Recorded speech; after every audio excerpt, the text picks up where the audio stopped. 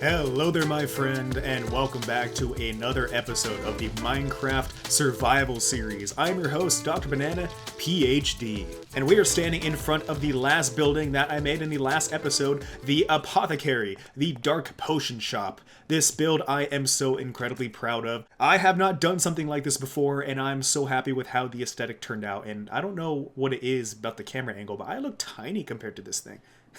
I just look so small. But anyway, and as you probably saw in the intro, this thing has a fully decked out interior. I'm so happy with how this turned out. Let's not waste any more time and let me show it off.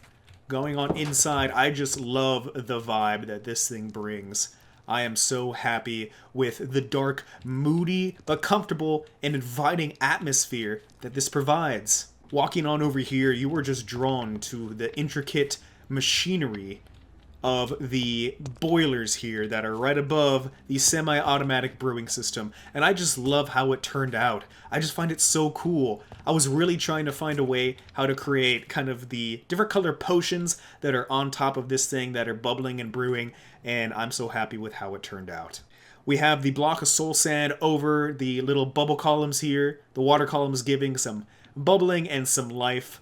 I put the little background colors there to kind of hopefully show that these are different color of potions or liquids that are boiling and bubbling in front of this thing with some piping work and feeding into the semi-automatic brewing system. And also over here, this little cauldron that is bubbling on top of the little campfire. And then also this nice decorative shelf with a bunch of the little mini blocks and the nether foliage, which I feel like lends itself very well to the fact that this is a automatic brewer. This brews some of the nether ingredients into the potion and everything, and it just adds a little bit of dark whimsy. Let's run upstairs really quick just to show the view that is up here and the minimal decorations. Up here we get a great view of these top shelves with the amethyst cluster and the mini blocks. I just love how it all turned out, and the different color candles as well. Up here we get a fantastic view of these machinery right here. Down here kind of lending itself to the fire of the boiling system. And the particles really give it so much life and movement and character. Over here not much is happening, another little table. And this area is where we grow the nether wart to power the semi-automatic brewer. And in here, it is simple, just a little brewer, some hooks for whatever you want, a little imagination, some lighting up in there, and a great view of the central plaza. I don't know what else little decorations to do in this place. I just wanted to keep it simple, but time will tell. Let's see if I put stuff in here. But going back downstairs to show you how this semi-automatic brewer works. Tucked behind this block, we have the brewing stand. Also, with the texture pack that I have, gives a little breakdown on how to brew some potions and what these things do and how they function. So if you're stepping back, the main thing that we need is the nether wart. So we press that button first. This dispenser puts it into the hopper system behind it, and it starts brewing these potions. Of course, I don't have any of the water bottles in there. Once I do, I will load them up, and those get automatically funneled into the brewing stand. So you press the buttons in the order of how you want things to be brewed. So, of course, it is the nether wart first, and then whatever potion ingredient that you want first. Up here are the different kinds of potion ingredients that change the effects of the potion. So we have the glowstone, which increases the potency. Had a little texture pack just to give it some life. That's so fun. Redstone to increase the length. We have the fermented spider eye that inverts the effect of the potion. So let's say we have an instant health potion, add some of that, instant damage potion. We have a strength potion, add some of that, fatigue potion. Very simple. Also, we have the gunpowder that creates a splash potion. So any potion you make, add the gunpowder, splash potion. There is a little lever down here that locks this hopper from taking out the potions until we want them to. So once we're done, we unlock the hopper, and all of that gets funneled into here. Now, you can tell I just have water bottles. Let's actually just put that in there, and we can see it being funneled into here. Where is that going? Did that not get funneled into there? Where'd they go? Oh, I see. I did not lock the hopper. Silly, silly me. So we can see that in effect right now. So let's put that in there. And then it all gets loaded up, right? Yes, no? Is that not powering that block? Wow, I feel silly. I could have... Wow, that does not power that hopper. Wait a minute. What is going on? Put that in there. Oh, I see. So that powers this and locks that. Interesting. Okay. So that's in here. That does not get powered. Let me just put that in there. There we go. That's what I've wanted the whole time. But anyway, a little bit more of a showcase of this place. A little bar area and these black candles. I just love the cozy vibe that this brings. And over here we have a little hand washing station with a partially filled cauldron. Also, a little station to fill up the bottles. So when I need to fill up some more bottles, go over here, just right click and have the bottles filled up and put it into the system. Over here we have a wall of barrels for some extra storage. In the future I'm going to put signs with a bunch of different potions that have already been made and store them over here. So this is going to be potion storage and miscellaneous storage. So I am so incredibly happy with how this place turned out. It is so cozy and so fun. As we could tell, it is dark outside, and so let me just get my face right up in top of you here. Where is the pressure plate? Oh, here it is. Sorry about that. So, since it's dark, let me have a little sleep, and then we're going to get on with the next project. And now for our next building project, we're going to have not one, but two more builds. And these builds are going to sandwich this build here. One on this side and one on this side. And they're going to be bigger. That's right, quite a treat is in store for us today. What are those particles over there? Over on my right. They're just blue particles. What is that? What is this? Oh, wait, I have an idea. I think it's a spider with some potion effects. Yep, it's a spider. Hello, spider. What potion effect does it have? Oh, well, I guess we'll never know. Goodbye. Actually, you know what? I should light this up. That way no more potion spiders spawn in here. A boop and a boop. You know, I could use that for the brewing system. It works out!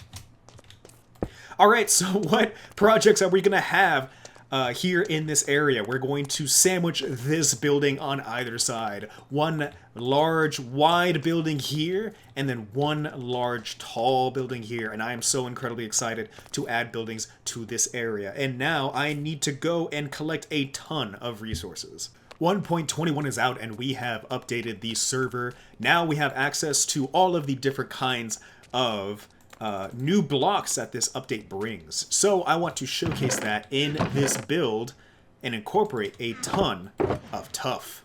And more specifically, the new tuff blocks. This is primarily what the large, wide build is going to showcase, and I'm so excited. Now, some more things I need to make these builds come to life is a lot more wood. So I'm going to go check in my main storage area to see if I have enough. And if not, we're going to have to do a lot of resource gathering. Checking down here. Let's see. So I'm going to need a lot of acacia wood, and I don't have nearly enough. Also, a ton of birch wood, and a good amount of oak wood. I probably have enough oak wood over at the other base. I have a shulker box of it, but I don't have enough of the acacia, so that's what we are going to go collect. Let's just make a little shulker box from our shulker to be able to house all of the acacia wood that we need. And I am so glad that Yeah For You made a shulker farm not too long ago, because this comes in clutch, definitely. Also, luckily I don't have to go very far, because I transplanted a ton of the acacia leaves, saplings, excuse me, here to make the harvesting so much easier.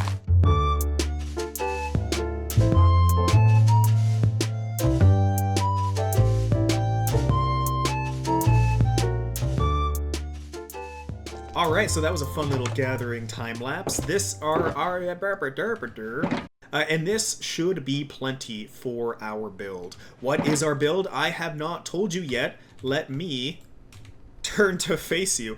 Our build is going to be a restaurant. And you may be wondering what the other one is going to be. I'm going to leave that to be a secret. Not because I don't know what it is yet. Silly me. No, no, no. It is a secret. Now time to go get some birch wood. Time to take to the skies and find a good place to harvest some birch. That looks like a great spot. Also, you may notice the render distances out here are super duper far. Pretty tremendous. Why don't we take a little flight up to see what we can see? Right above the clouds, get a nice vantage point, and boom. Look at that. Lightning Thunder's base is over there. Did you know it was that close to my base? I had no clue. Look, all of the mountains are visible. And, I don't know if you caught it, but at our base, which is over there, the mega city, mega structure, you could see the starting mountain, Lightning Thunder's mountain, right here. Isn't that incredible? I have just installed Distant Horizons, and it is out for this version, and I am in love with it. It really makes the game feel just so much more accessible, which is fantastic. I am not sure if I had this installed at the end of last episode, but I gotta say, I'm very happy with it. It makes the world feel smaller, but in a good way, like more accessible. I know I just said that, but it's quite an interesting and unique feeling. Alright, so this is old growth birch, which is really cool. I think I want to keep this area. I don't think I want to destroy it.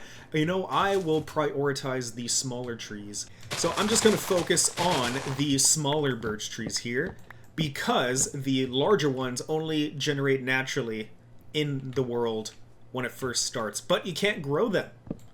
So why don't we just focus on the small ones, keep these beautiful long birch trees here, and I will see you when I'm all done. Okay, we are thousands of blocks away from spawn. Ooh, look at that. Another one of my little mods that I added that creates these splashes. I don't think you can tell in this flowing water. Let me go over here. There we go. That creates these splashes and also this little flowing water mist area. Isn't that really cool? And looks like they are enjoying the mist down in that little waterfall.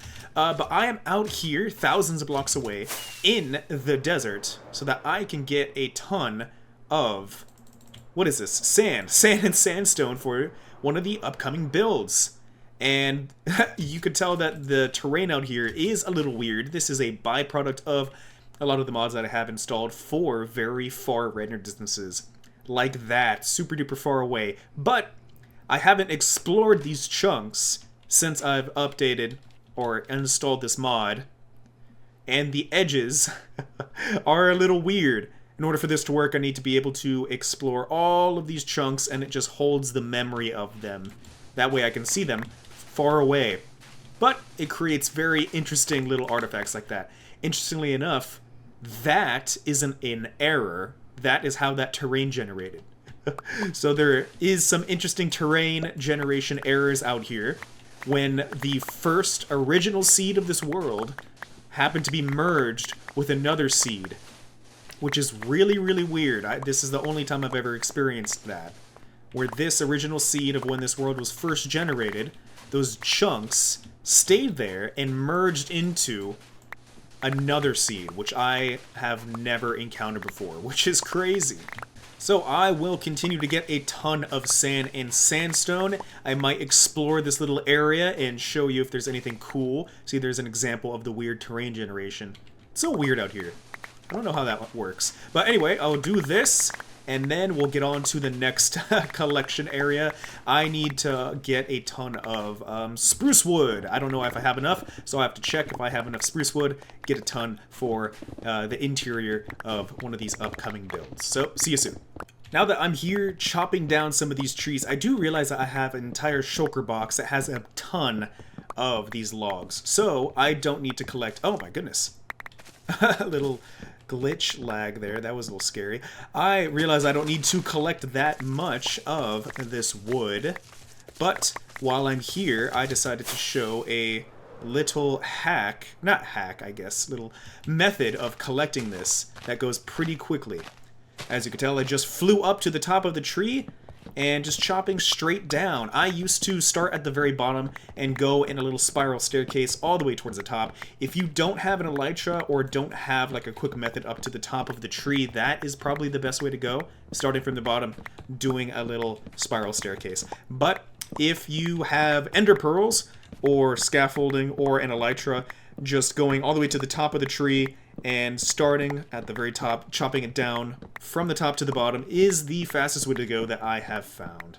Also, another one of the data packs that I cannot live without now that I've used it so often is the fast leaf decay. You probably notice it when I am chopping these trees. Let me get through a little section of leaf.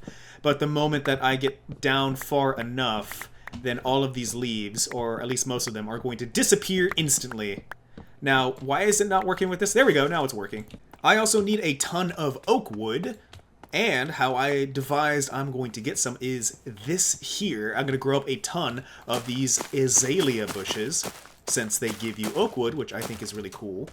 Also, in doing so, I'm going to get a ton of the rooted dirt. I just love the rooted dirt. I love all dirt types. I incorporated some rooted dirt on one of the buildings. It is there. Can you see it? There it is. Right there at the top. It makes a great little pattern, a little texture, and you can't have too much of it. And honestly, the only way to get it is doing this, I believe. I don't think you can even put regular roots and craft it in with dirt. This is the only way. So I got a ton of these azalea bushes here, and I need some... what is it? I need some bone meal, so I'll be right back. Okay, got the bone meal. Let's start this off. So this is going to be very satisfying. Ba-boom. Another one there. Just got to make sure that we hit every single point.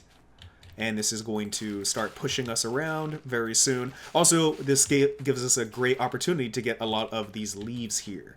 I already have a ton, and they're stored in the greenhouse over there, but you can never have too much. They make for great resources to have to make custom trees.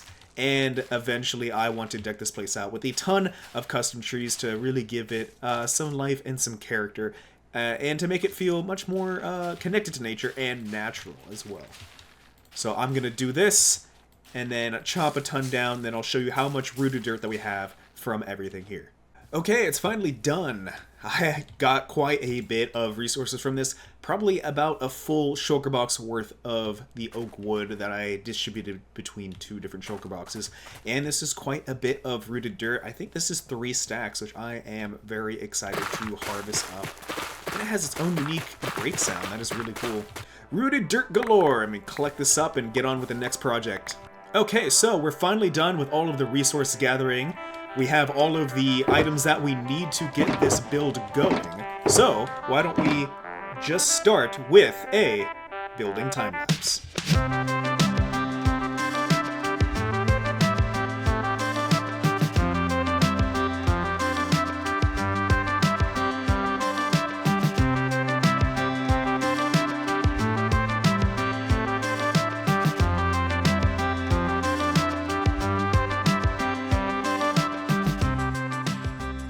So, it turns out I did not have nearly as much of the resources that I needed to have in order to complete this build. Most notably, the smooth sandstone. I totally forgot that you need to put it in the furnace in order to get it. Craft sandstone or harvest sandstone, put it in the furnace, get smooth sandstone. It's very integral to this build, as you can tell. It's primarily that, but it's finally finished. And why don't we take a look at the front facade? There it is behind us. I am so happy with how this build turned out. Let's do a little full screen little look around there. I wanted to go with a lighter color, a tan color, to juxtapose, be a good contrast to this build here. And I just love it. I don't have any current plans for this build just yet. Why don't we take a little look on the inside, because once we take a look, we can see that we don't have much room to work with. I tried to map out a lot of the shapes of the different builds that are going to go here, and this is the shape of one of the builds. This is a kind of an inner circle type deal, so the back end of the build is going to get a little squished, but that's okay. I love these little creative constraints. It allows us to really get creative and work within our medium to try to find out how to best accomplish it.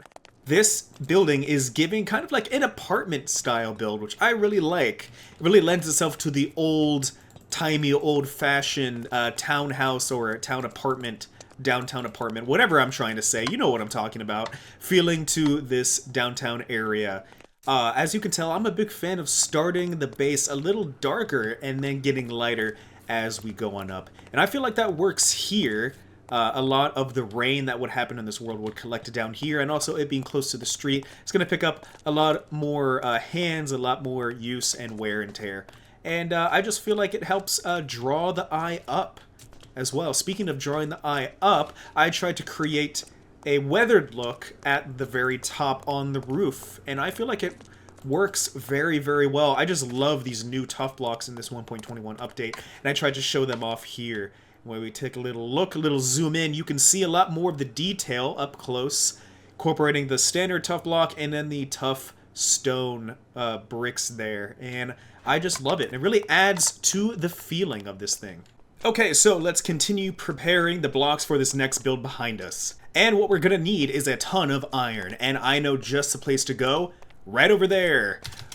This is Yefu's base, and with the inclusion of the Distant Horizons mod, which is just an amazing addition, by the way, we can see Andrew's base is just right there. Why don't we just fly over there instead of warping and just enjoy the view, get nice and high in this Minecraft world, and just enjoy these Better Clouds mod that I have installed that I absolutely love. I think it's so cool. Fly through those into Yefu's base. Here we are. Oh, everything's loading back in. Oh, all right, that's that's quite an interesting sight there. And I just love coming here periodically, getting a ton of iron, crafting it up, making away with the spoils. You know what? Let me just craft everything right here. That way I don't have to go back and forth, and save a bit of time and room. I'm going to be crafting a ton of smithing tables. I need a ton more wood than I was expecting. Now, why do we need a ton of smithing tables? Well, I just absolutely love the bottom texture of the smithing table. It is quite unique. It is this nice burgundy/maroon color, and it has a light little border/frame. Now, you may recall that I have used quite a bit of these smithing tables for roofs already, ceilings more accurately, inside of the tower and in the lobby of the tower. Not the tower. The lobby of the tower, yes. I just love this block, and this is going to be the main ceiling texture of the restaurant that we're going to be making. Alright, let's put all these goodies away and get back to the rest of the resource gathering. And now the final things that we need for this build are going to be right down here, at least I think they are. Let me go check. I'm going to need a good amount of blaze rods so that I can make... Okay, I have one blaze rod here. I have to go back to the mega base so that I can make some lanterns, some bulbs more accurately, copper bulbs. Also, I need basalt. I need a ton of basalt. Okay, I have some polished basalt there. Okay, perfect. Smooth basalt, polished basalt. I think I have a chest. Yeah, I'll bring that chest with me just in case. Polished basalt there. Perfect. This is going to make a great starting little foundation for this build. Time to make these bulbs. Let's see what we can do. They are quite expensive, as you can see, full blaze rod and all of this copper. But luckily we get 4, so how many am I going to make? Let's see, I shall do... Let's do a stack, why not? Perfect, that's all we need. Finally, all the resource gathering for this next build is done. We have all of our shulker boxes full with the resources that we need and ready to go. I had so much fun building that one there, and it really complements or contrasts that build. And I'm so excited to do another build right here that is even larger. I think we are done waiting. Why don't we hop right into another building time lapse? Let's go!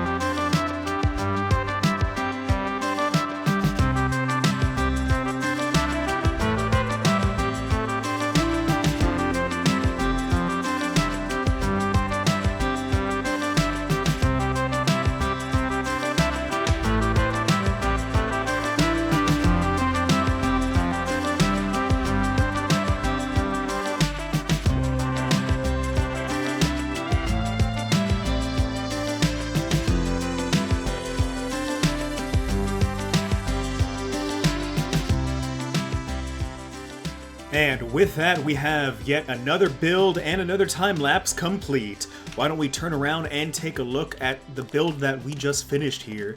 And I am so happy with how this turned out. Every single build that I do, I try to have a different design style and challenge, and this one was no exception. This was quite challenging because I have two identical faces here. One on a flat face, and then one on a diagonal face here with a 2-block diagonal. And it was quite challenging to figure out a design that worked for both the flat and the diagonal, namely this arch here with the central elements and also the windows. What was particularly hard was trying to get this kind of arch and this window thing in this diagonal without it looking like a jumbled mess, and I feel like it worked out quite well. Of course, it's not perfect, nothing can be on this, but I do have the elements of the arch here on both sides, and the overhang, the little stair portion of each window, is present. Additionally, I went with the 2 windows on this face. I wanted to go with 3, and it looked really good on this portion just to be able to let a little bit more light into the build. However, I could not translate that well onto this side of the build. Just working in 3 of these windows with a little shutter and the shades and everything just did not look that good, but I'm glad with how it turned out. I wanted something a little bit warm toned, something kind of bright and colorful to contrast and juxtapose this building here. And I was looking around on Pinterest for some ideas, and I saw this type of build, something that has this tone of stone along with orange for the background, and I just really liked it, and I just use that as inspiration moving forward. Take a little look on the inside. Currently, we just have the internal scaffolding for this building. We don't have all the interior designs up just yet, but I'll show off the shape of it. Quite a unique shape on the inside. I had more room going over here than I did over here just by the nature of the flat to the curve. And I also wanted it to be 2 stories, so I decided to have the little loft overhang kind of open up over here. That way it doesn't feel nearly as cramped. Also, such a great use, a great opportunity to use these new copper doors. I just love them so much. I really like the sound that it makes. That is very cool. I wanted to keep kind of the moody atmosphere and still have some warm tones in here. So I went with the mangrove stair along with this beloved texture of the bottom of the smithing table. I just love this beautiful kind of maroon burgundy texture, and it does have a little bit of the outlining there just to add some little visual interest. When we take a look on up, it's the same ceiling texture up top, and it is quite nice up here. It's quite open. You get some of the natural light coming in through the sides over here of those windows and those windows that peer in and look into the city center. I moved those ones up a little bit more because you don't really need to see the back portion of what's going on. That will just be loading and unloading, and there will eventually be some builds over there in the future, just not at the moment. Then over here we have a great view of the city center and all of the rest of the builds that are here, and eventually, very, very soon actually, I want to add much more builds over there and over there to really round out the feeling of this being a busy, bustling downtown. Of course, the goal is to add buildings everywhere, but immediately the next ones are going to be over on this side. Also, I wanted this to be a cozy atmosphere, but not feel too dark. Oops, missed a block there. But not feel too dark, so I decided to go with the alternating striped pattern of the birch and the oak stripped logs there. I feel like it lightens this place up quite nicely, and it's a subtle yet interesting pattern, and I just love that. And speaking of, going on into the kitchen here, we have quite an interesting floor pattern. I wanted a checkerboard pattern, but it not to feel too glossy, too shiny, too saturated. I didn't want it to feel like a 50s diner. I wanted it to feel like a downtown, old-timey, industrial type kitchen, and I feel like I nailed it with these 2 different stone textures, one being the smooth deep slate and the other one being the smooth stone there.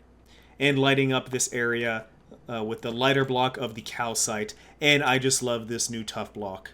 Really adding some great detail finishes with this, whatever it's called, the chiseled block. I really, really like it.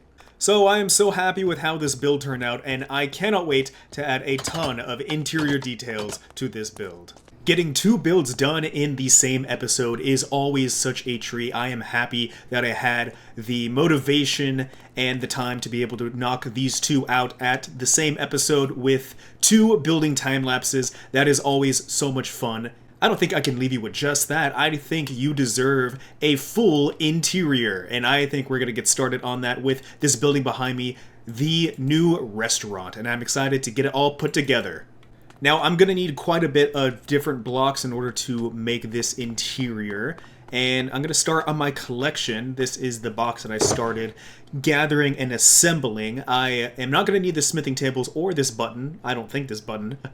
But everything else I am going to need. I just don't have a spot for the smithing tables just yet. Oh, you can hear all of the bees popping out of their hives at this time. So I'm going to need all of these items here, and I'm going to need a ton of note blocks, surprisingly. I do not think I have enough redstone. That is TNT. No, it's not redstone. That's redstone. Let's see. I probably don't have enough. I'm going to go back to the copper home, the tower, to check to see if I have enough redstone. Going down into the basement to check to see if we have enough redstone in our redstone stuff. And doesn't look like I do. I just have the block of redstone, but I do have quite a bit of the deep slate redstone. You know what? We're gonna have to take a crack at this to get all the redstone that we need for this build. I don't have any note blocks in there. Yep, just the one. Alright, let's grab our fortune pick and get chippy chopping on this. Alright, approaching the end here. Why don't we see what our spoils are? This should be more than enough here. Yep, quite a bit. This is all that we need. I think it's just 1 piece of dust per note block. And we do not need this many note blocks, so it's good to have some backups. So let's go craft those up right now. For this, we're also going to need a ton of candles. It's going to lend itself to a nice, fun, and cozy vibe. 21 is not enough, so we're going to have to make a ton more. I'm really glad I have a shulker box full of string right here. That way I can make a ton of candles. Let's make 2 stacks. Not going to need that much, but it's always good to have. I don't know. We might need that many. This is the candle making station. We just stand over the candles, and then this is our little workshop where we make the candles, and I just love it. These regular undyed candles, just the standard kind of wax color, I really, really like. There the bees go. Just added a little bit more fun and life with the Fresh Animations resource pack that I added. I really, really like it. Sometimes I feel like it's too much, especially with like pillagers and villagers. It's just a lot for their animation. But everything else just really adds just a lot more fun life that is still vanilla friendly. I love it.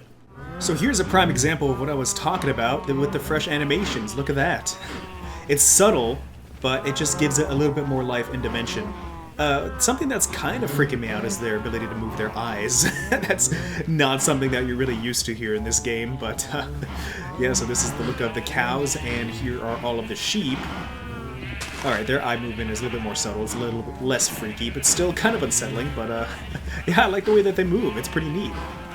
Alright, well the reason why I'm here is that I need a ton of leather, because I need to make a ton of, not lightning rods, what is the word? Item frames, that's right.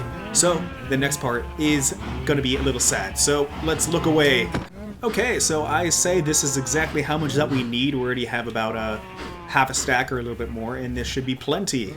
We are back in the city center with everything that I need in the shulker box for us to be able to complete the interior of this build. Here everything is, and why don't we just get started? I'm going to start with the note blocks, and the reason why I made so many of these note blocks is that I think it's going to make a great baseboard to this entire build. Something that I haven't really worked with before, but I feel like it has such a nice touch, and a lot of the red tones work very well with that texture, the bottom of the smithing template. Smithing template? No, what is it? Smithing table, there we go. So I'm just going to do this for every block of the base on the bottom level and the top. Okay, the baseboards are finally done, and now let's get into placing all of the tables and chairs. For the tables and chairs, we're going to go with the mangrove wood for the seats to make it look kind of like a red fabric to go with the redness of the room. And then I feel like a great contrast will be the dark oak table. So now with that, I'm going to get all of these interior details done, and I will show you what it looks like when we're all complete.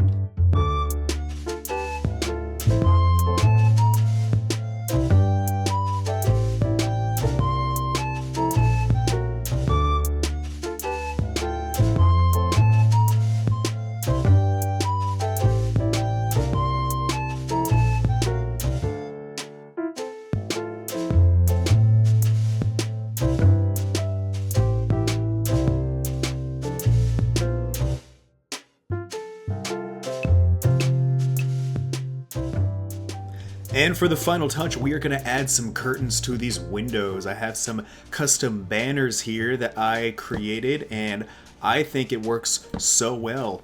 I'm going to need to do that little invisible trick to place this banner there. Boom! And now I have made a nice little banner pattern. This here is an orange banner, and I wanted to make it look like sunshine is kind of like peeking through. Or at least there's some type of small gradient. I really wanted some kind of burgundy texture, color but I feel like this brown works pretty well. And it is a different brown from the background. So I'm going to be placing these banners as curtains on every single one of these windows in a slightly different fashion to give it some variation, and I am excited to see how it turns out. The interior of this build is complete. Let us go take a look. Oh, that's a later problem, it looks like. Let us take a look at the interior of this build. Wabam. There it is. I am so happy with how everything in this restaurant turned out. It really gives a nice, cozy feeling that I've really wanted to display. I have a lot of elements that tie into a lot of the major color schemes here. We have of course, the mangrove wood chairs to go with the ceiling here and along with the staircase as well. I wanted some nice dark contrast with the dark oak tables here. And man, these curtains really go well with this space. I'm really happy with how those turned out. And of course, a lot of little candles for decoration and for coziness and additional lighting. That way we don't have to have torches lying around. I just love their inclusion. It was a unique design challenge with the space of this build here. It's not flat and straight and square. It is all diagonals and curved lines and all of that. So placing tables within the space was particularly difficult. Let's go upstairs, take a look at the ceiling for just a second. I tried to divide it into 3 equal parts, and then adding the chandeliers to lend itself to the separate sections. I really like how it turned out. And here is the upstairs, the largest table that we have here, the long dining family table, and I really like how it turned out. Looks like I forgot to light that candle. That will come a little later. And I had plenty of space to do a little bit of design elements here on the center with the little candlestick and also the flowers as well. We're getting a good amount of natural light from this window. Let's take a little walk down this little hallway, this open hallway, to this area. We have a ton of different little tables and chairs all strewn about, enjoying the view of this area. Oh, looks like I forgot something right here. Do I have it with me? I do! Bam! The little armrest. I love these item frames. The item frames are actually a really smart choice when you're working with very little space because they can inhabit each other's space. Let's see if I have an example. Right over here, you're able to put item frames within the same block. So if you want chairs to have armrests, definitely use item frames if you are running out of room. And I tried to incorporate some of this kind of booth bench seating wherever I can. Didn't have many opportunities since there's not many right square angles here, but utilized it here and also downstairs right down over there. And I'm so happy with how everything turned out. I really tried to challenge myself with this build, and I tried to add just a little bit of this yellow stained glass just for additional detail. It's small, it's thin, it's not much, but I feel like it adds to the chandelier without being too bulky. Going downstairs, taking a little look, we have the iron doors here for the kitchen. And as you can tell, oops, I should not jump. I don't have anything in the kitchen just yet. Do I have any redstone? Let me just break the door. Let's just go on inside. Nothing in the kitchen just yet. I have a lot of design details in my head that I want to do. For this kitchen, I'm going to play around a lot with not only item frames, but also armor stands and custom armor stands to show a lot of fun little items and food items as well. And I'm going to utilize that in a lot of these different tables just to make it look like either people are about to eat or just walked away from eating. Just give it a little bit more life into this area. And with that, that is all the time that I have for this episode. I want to thank everyone for joining me here on this special episode. I'm so glad that I was able to put together these two buildings, have a building time lapse for each one, and also do a full, complete interior for this build behind me and show you the process behind all of that. Thank you so much for joining me on this one, and I can't wait for the next episode. Goodbye!